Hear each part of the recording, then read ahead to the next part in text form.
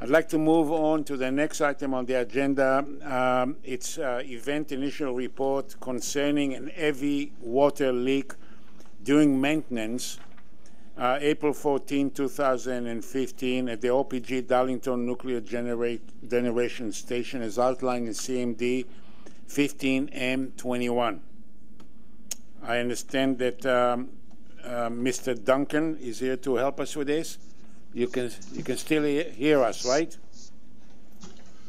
Brian Duncan for the record. Yes, Dr. Binder, we can hear you. Okay. Mr. Howden? Thank you, Barclay Howden for the record. I'm here with Francois Rinfray, and we have our inspection staff at site.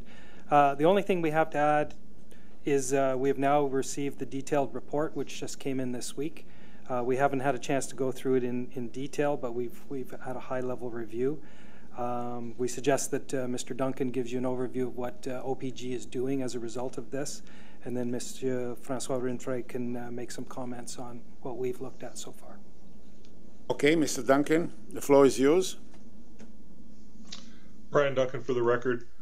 So as a result of this event, as documented in the event report, the key learnings, there were really two key learnings that came out of this. The first that was that my staff were not adequately sensitive to working in proximity to equipment that was, in this case, providing them isolation to do the work.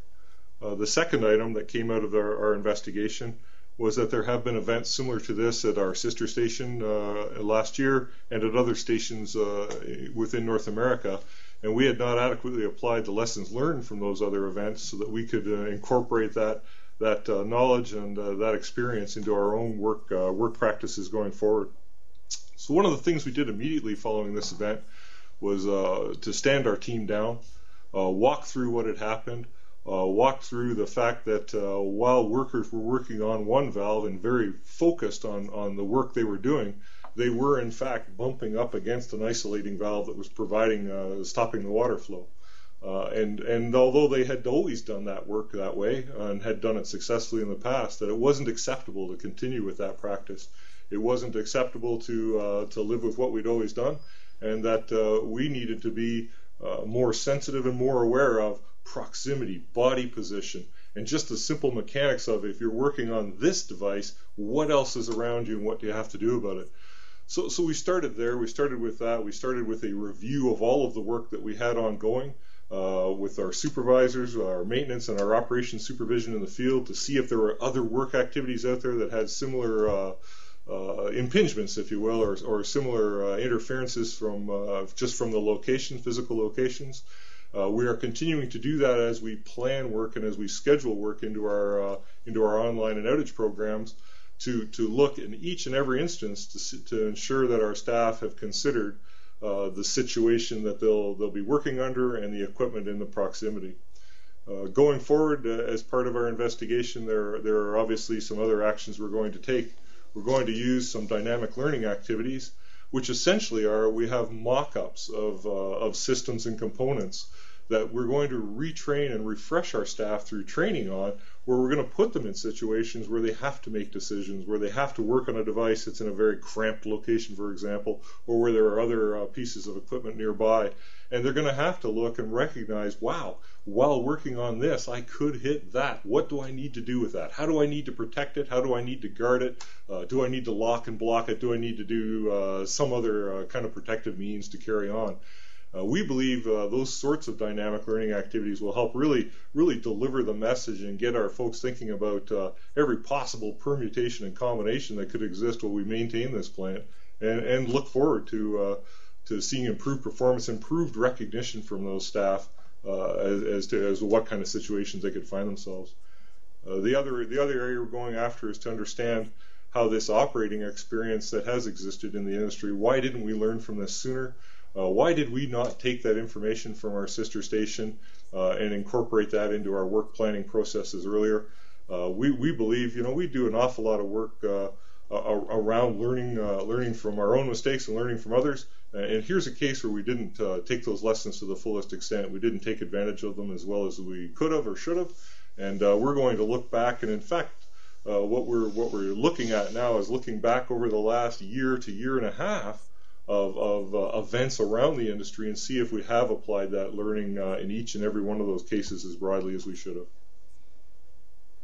So just for this particular incident, you attached in your, I don't know if it's you or staff who attached those photos, and maybe somebody should explain exactly what happened. When I'm looking at this diagram, the photo and the diagram, maybe somebody can explain exactly what happened. Okay, François Rinfret for the record, Director of the Darlington Regulatory Program Division. I'm not sure if Darlington management has this picture in hand, but it is attached to the EIR. That's the one we can look at. So basically, staff were working on the valve on top of the picture, which is identified PV3.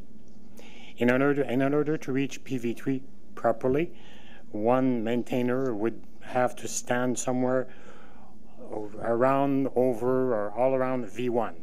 V1, which is the valve on the lower part of the picture. And V1 actually was the valve that would isolate the area to provide safe environment for the workers that were working on PV3. Therefore, if you crack open V1 inadvertently, depending on the condition of PV3, water might come out of it. So why would water come out of it? If you turn to the second diagram on the next page, you see there's a D2O storage tank on the left, the one that's called the D2O storage tank. And between that and PV3 is your valve V1 that would normally be closed. V1 looks like a butterfly there with 33850-V1. That's the one that we provided. So water was allowed then to flow through PV3 as V1 was inadvertently cracked open. So that explains this the notion that has been brought to this table by inadvertent operation, risk evaluation of what happens while you're operating a component in proximity to another one that you can bump. You could bump it because you don't see that you're as you're suited in plastic suit with an air hose, you don't necessarily see everything that you touch.